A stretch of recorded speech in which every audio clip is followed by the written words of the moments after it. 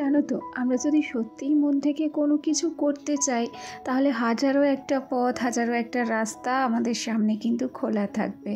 আর যদি মন থেকে আমরা কোনো কিছু না করতে চাই, কোনো কিছুর প্রতি ইচ্ছা প্রকাশ না করি, তাহলে শুধুমাত্র একটা রাস্তায় আমাদের চোখে আসবে কিংবা আমাদের সামনে আসবে, সেটা হচ্ছে অজুহাতের রাস্তা। তাই অজুহাত না দেখিয়ে যতটা সম্ভব যদি আমরা এগিয়ে যাওয়ার চেষ্টা করতে পারি, তাহলে হয়তো আমাদেরই ভালো হয়, তাই না? যাই হোক, অনেক গল্প, অনেক কথা হবে তোমাদের সঙ্গে। তার আগে চলো নিজের পরিচয়টা দিয়ে নিই। নমস্কার, কেমন আছো সবাই? আশা করছি সবাই ভালো আছো। আজকে আমি শারীরিক দিক থেকে ভালো থাকলেও মানসিক দিক থেকে একটুও ভালো নেই গো। কেন জানি না, সত্যি বলছি, এতটা অস্থির আর এতটা খারাপ লাগছে যেটা বলে বোঝানো যাচ্ছে না।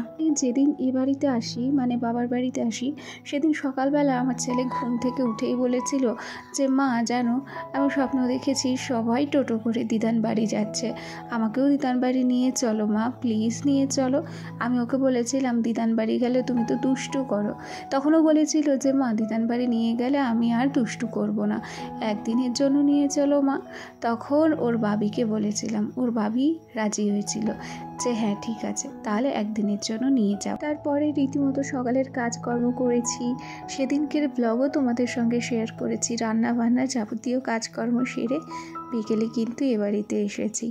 তারপর জানো, সত্যি কথা বলি, এ বাড়িতে এসে কোনো দিন আমার এরকম অস্থিরও লাগে না, খারাপও লাগে না। আর বাড়ি যাওয়ার জন্য, মানে আমার নিজের ঘরে যাওয়ার জন্য মনটা এত ছটফট করে না। এই তো এখন আমি যখন ভিডিওতে ভয়েস ওভার দিচ্ছি, তখন ঘড়ির কাঁটায় রাত 10টা। সন্ধেবেলা আমি ফোন করে তোমাদের দাদা ভাইয়ের কাছে কান্না করছিলাম যে আমার একটুও ভালো লাগছে না। সত্যি কথা বলতে কি জানো তো, একটা মেয়ে মানুষের কাছে, মানে একটা মেয়ের যখন বিয়ে হয়ে যায়, তখন তার স্বামী সন্তানই তার পুরো পৃথিবী হয়, জানো তো। মা বাবার কথা তো সারা জনম মনে থাকে, তাদেরকে তো ভোলা যায় না। তবে বিয়ের পর আমরা মেয়েরা সবচেয়ে বেশি যাদের খেয়াল রাখি কিংবা যাদেরকে বেশি ভালোবাসি, সেটা হচ্ছে স্বামী আর সন্তান। আর সেই মানুষ দুটোই যখন আমাদের পৃথিবী, আর সেই মানুষ দুটো যখন শারীরিকভাবে ভালো থাকে না, তখন কোনো মেয়ে মানুষই কিন্তু ভালো থাকতে পারে না। এই যে দেখোই না, তোমাদের দাদাভাইয়ের কথা বলি, আমার বর, ওর শরীরটা না বেশ খারাপ। আমি জানতামই না যে ওর ওই যে বাতের ব্যথার জন্য পাটা অতটা ভুলে গেছে। ও আমাকে প্রত্যেকটা ব্যাপারে লুকিয়ে যায়। ও জানে যে আমি দূরে থাকি, ও দূরে থাকে। ওর শরীর টরীর খারাপ হলে তখন আমার সবচেয়ে বেশি টেনশন হয়। আমার আর বাড়িতে কোনো সময় মন বসে না। আমার মনে হয় ছুটে ছুটে যদি ওর কাছে যেতে পারতাম, তাহলে মনে হয় মনটা একটু শান্তি পেত। এর আগের বার যখন বাঁকুড়া ছিল, তখন আমি কখনো জানতে পারিনি যে ব্যথাতে এমন হয়েছে যে ও হাঁটতে পারে না। ওকে কোনো রকমভাবে গাড়ি ভাড়া করে এখানে নিয়ে আসা হয়েছিল। যখন ও আসে, তখন ওর অবস্থা দেখে বুঝতে পারছিলাম যে সেই মানুষটা আর হাঁটতে পারছে না। সেই ভয়টাই না মনের মধ্যে ঢুকে গেছে। আর সেই চিন্তা ভাবনা থেকে যখন ওর ব্যথা বেদনা হয়, তখন আমার এতটা খারাপ লাগে, আমার কিচ্ছু ভালো লাগে না গো।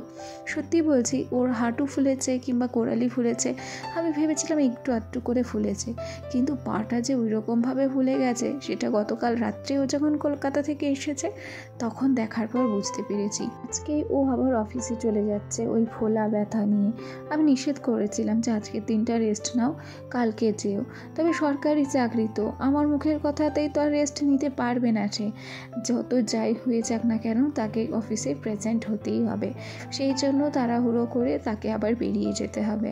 আর আমাদের যে নিত্যদিনের কাজ, সেগুলো আমাকে করতে হবে, কিচ্ছু করার নেই। মাঝে মাঝে জানো তো, নিজেকে বড্ড অসহায় বলে মনে হয়। আর মনে হয় যে সত্যি মনে হয় গত জন্মে কোনো পাপ করেছিলাম, তার ফল মনে হয় আমাকে এই জন্মেই ভুগতে হচ্ছে।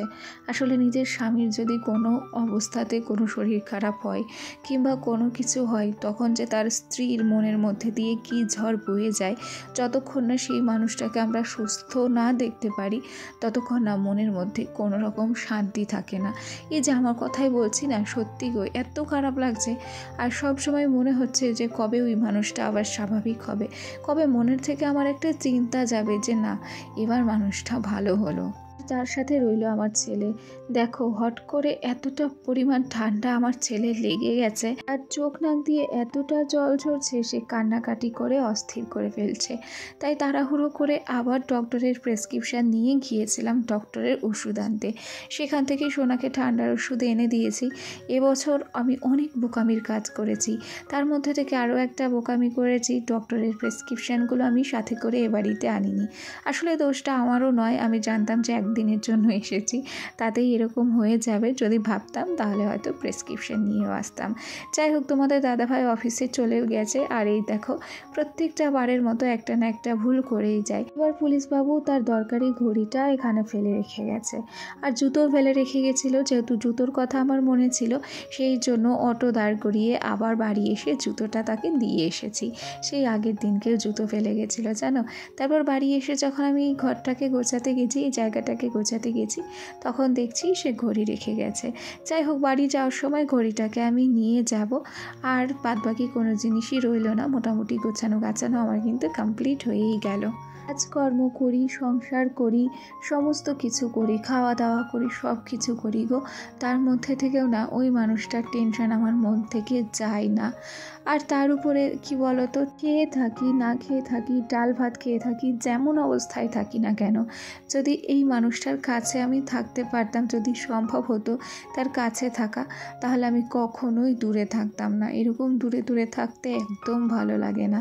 সেই দেখো, সংসারের বাঁধনে যতই বেঁধে থাকি না কেন, মাঝে মাঝে ওই সংসারটাকে না ওই জেলখানাতে বন্দি সংসারের মতো মনে হয়, নিজেকে কয়েদির মতো লাগে, যে একাই রান্না করছি, একাই খাচ্ছি, আমার সাথে কেউ নেই, আমার সাথে সেই মানুষটা নেই যেই মানুষটার জন্য আমার এই সংসারটা গোছানো। মাঝে মধ্যে সত্যি বলছি গো, বিরক্ত ধরে যায় সংসারের প্রতি, আর মনে হয় ছুটতে যদি তার কাছে চলে যেতে পারতাম তাহলে মনে হয় একটু হলেও শান্তি পেতাম। যাই হোক, গল্প করতে করতে অনেক কাজ করে ফেলেছি। সোনালি বুনু, তুমি আমাকে পরশুদিন কমেন্ট করেছিলে যে তোমার ভিডিওতে ভিউজ আসছে না। যদিও বা আমারও ভিউজ ডাউন, তবুও তোমাকে একটা কথা বলি, ট্রেন্ডিং টপিক ধরতে থাকো, ট্রেন্ডিং টপিকে ভিডিও করো, আর সেই সাথে প্রত্যেকটা মানুষের ভিডিও দেখতে থাকো। যার ভিডিওই দেখো না কেন, তার ভিডিও কিন্তু ফুল ওয়াচ করবে, তাতে করে তোমার চ্যানেলটা অনেকাংশে ভালো হবে। তার উপরে তুমি যদি বিশ্বাসী হয়ে সবার পাশে থাকতে পারো, সবাই অবশ্যই তোমার পাশে থাকবে। আর এরপরেও ভিউজ বাড়ানোর সবচেয়ে একটা পথ হলো ধৈর্য। ইউটিউবে টিকে থাকতে গেলে অনেক ধৈর্য লাগে গো। সেই ধৈর্য যদি তোমার থাকে, তাহলে তুমি একদিন না একদিন অবশ্যই ভিউজ পাবে। গল্প করতে করতে আমাদের কি কি রান্না হলো সমস্ত কিছুই কিন্তু তোমাদের সঙ্গে শেয়ার করলাম। প্রচুর রান্না বান্না হয়েছে, ওদিকে আলু সেদ্ধ থেকে শুরু করে বেগুন ভাজা, ডাল, মাছের ঝোল। গতকালকে আমি আলুর তরকারি রান্না করেছিলাম, আমার বর আসবে বলে, ওর জন্য স্পেশালভাবে সেই আলুর তরকারি। অনেক কিছু রান্না বান্না হয়েছে। এরপর মায়ের বন্ধনের কিস্তি নিয়ে সোজা চলে এসেছিলাম কিস্তি দিতে, আর সেখানে না এই পুকুরটা তোমাদের সঙ্গে শেয়ার করলাম। ছোট থাকতে কত স্মৃতি রয়েছে এই পুকুরে। যাকে চলো, আজকের ভিডিওটি তাহলে এখানেই শেষ করছি। টাটা।